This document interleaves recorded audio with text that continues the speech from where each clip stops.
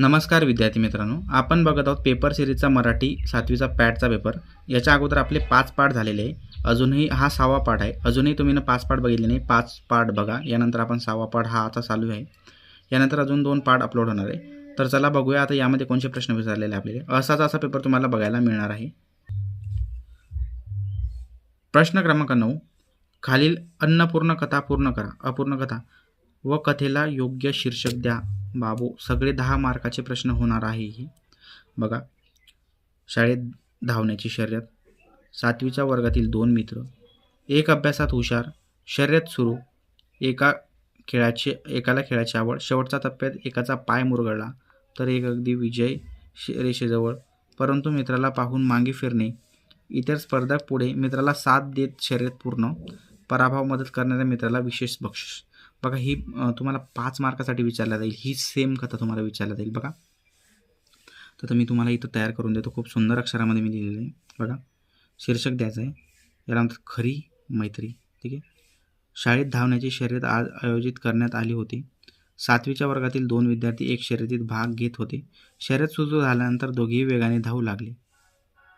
अचानक एका मित्राची पाय मुरगळला आणि तो जोरात खाली पडला।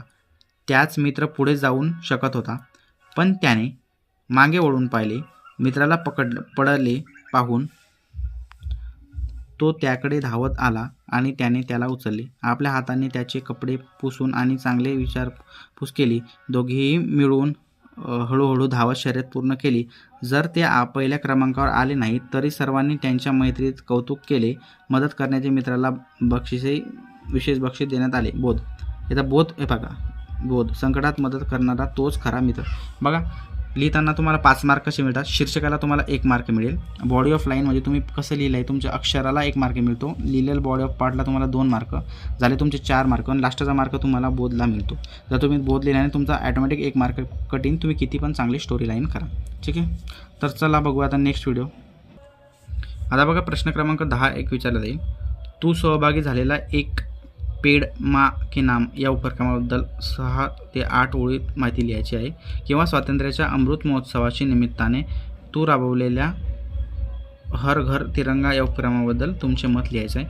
5 मार्कासाठी जसा प्रश्न विचारला जाणार आहे। बघ, हर घर तिरंगा या उपक्रमाबद्दल माझे मत, हा उपक्रम स्वातंत्र्य दिनानिमित्त राबवला जातो। या उपक्रमाची प्रत्येकाच्या मनात देशभक्त भावना वाढते।